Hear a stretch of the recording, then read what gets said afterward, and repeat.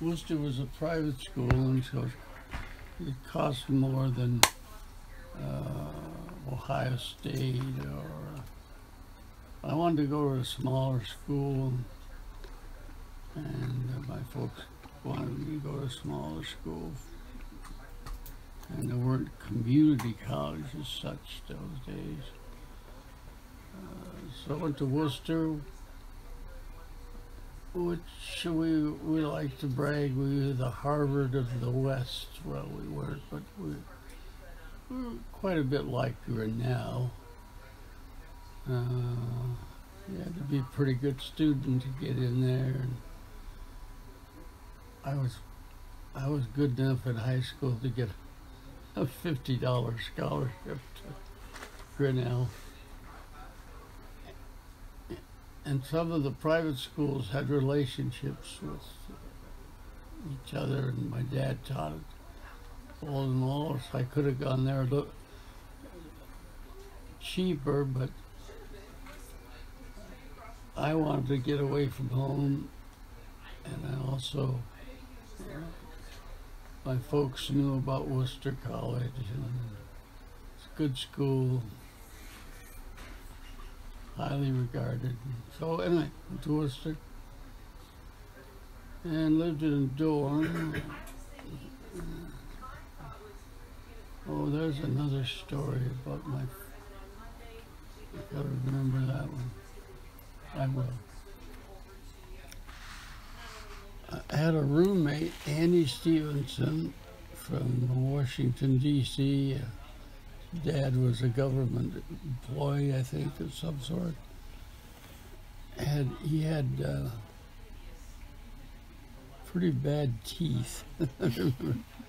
Anyway, he got to be friends with a fellow named Andy Stevens, or Dave Anderson. And so I was more of a friend to him than I was to my roommate. Not that we,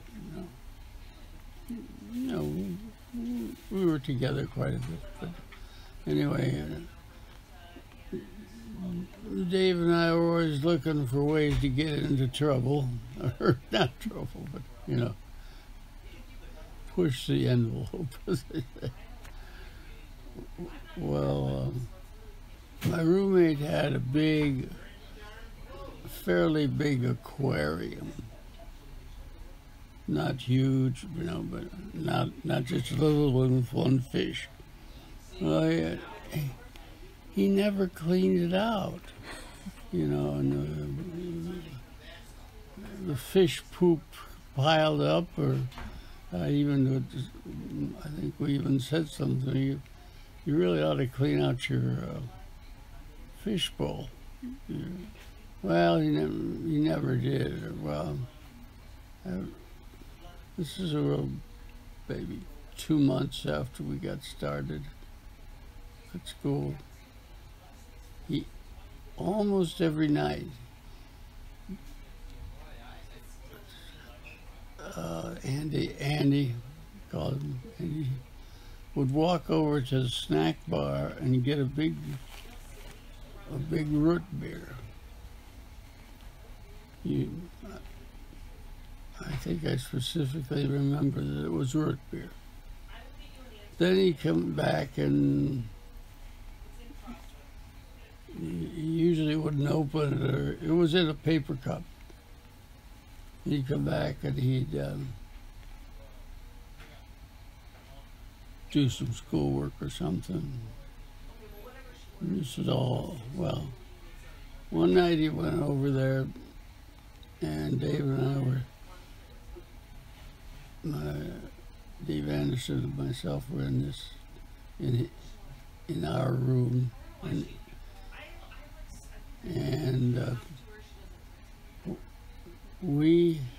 he came back.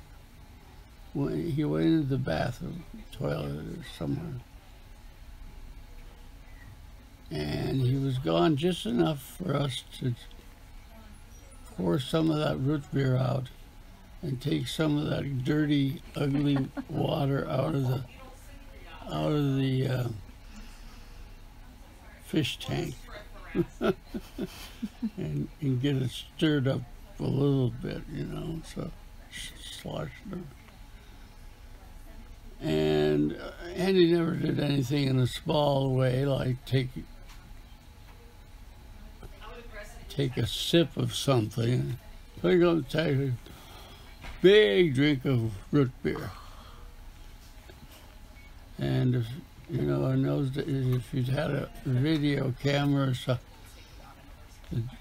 just the strangest expression on his face. What was that? And then he kind of looked over at the fish tank, and then he kind of looked back at the root beer, and you could see stuff floating around in there.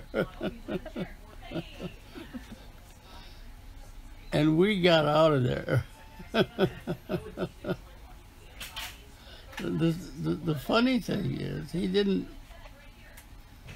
Well, one of the funny things, he you know, he kind of acted like everything was okay.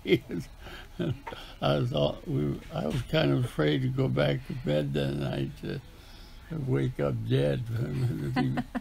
Wake up dead. Yeah, I would be afraid to go back Yeah, to bed. there would be. Well, he was pretty laid back guy, but still. And he, of course, knew who did it. Oh, that was funny. He annoyed a lot. Well, like I said, he was never. He was always somebody did things in a big way. We had family-style dinners at night, meal. You know, you could get more. Like if they ran out of mashed potatoes, you could ask the waiter, "Who has some more mashed potatoes?" And they'd bring them. So it was. You weren't really limited on food, but he was. You kind of tried to avoid sitting with him because if you had mashed potatoes and gravy, let's say, and roast beef, we had good food, he'd put almost all of it on his plate. So by the time we got around to the 8th person, or maybe there were 6 at the table, wouldn't be anything left. And Andy'd be sitting there eating this great pile of food, you know, and he took the kind of, and then he'd kind of laugh about that. And then we'd have to get the waiter over, and then it would take a while for the rest of us to eat, you know. Meanwhile, he's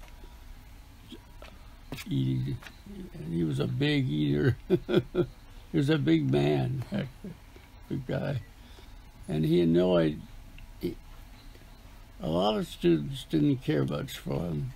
I mean, he had his friends and wasn't isolated and that sort of thing. Another thing, he knew everything, or thought he knew everything about some subjects. One was baseball. I remember standing in a line getting ready. You know, somebody asked him something about a ball player. Well, he's batting .367 and his in-run average is this and that. And usually he was right. He had a great memory of numbers and things like that, you know. But at the same time, he liked to brag about it, or, you know, make sure people knew how smart he was. You know, like, you know, that's not unusual, I guess, in some people, but he was a little over the top in that. And even though he's a big guy, he was kind of, he also thought of himself as an athlete. Well, I think he tried out for several of the teams and didn't make it.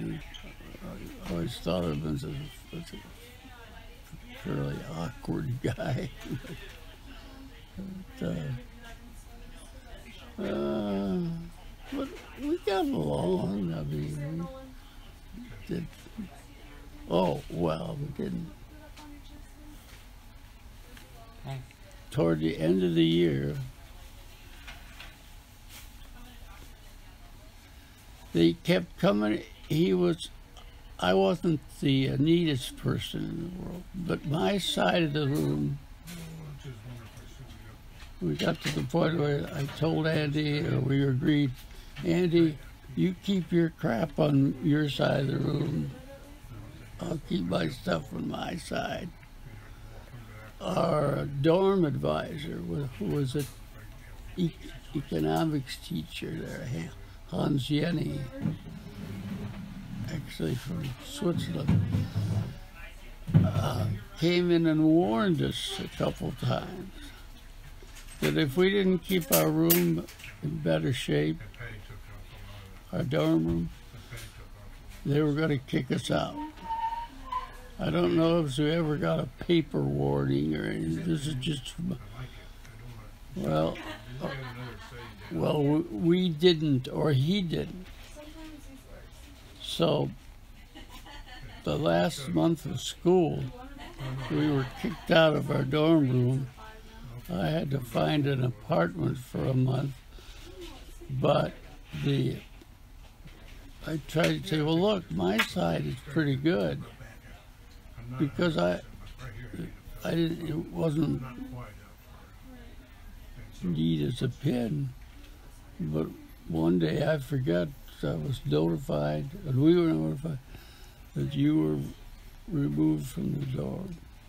Well, I found an apartment across the street that I could rent for a month.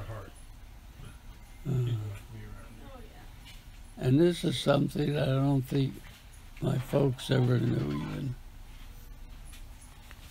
I don't remember when my mom had. Well, like I said, I complained. I said, it's his other side, it's Andy's side. But apparently, at the time, the rules were, you know, and I wasn't the first students at the college that had that happen, but still, I think I can honestly say it was a lot more Andy's fault than mine. Not Andy. Yeah, Andy Stevenson. And so I kind of already started to pack up a little bit, and I forget even how I got over there. Well, but I didn't have that much stuff to move, but it still was a move, you know. Had to pay rent over there for a month, which, of course, by today's standards would be pretty cheap. But that was part of my first year's experience.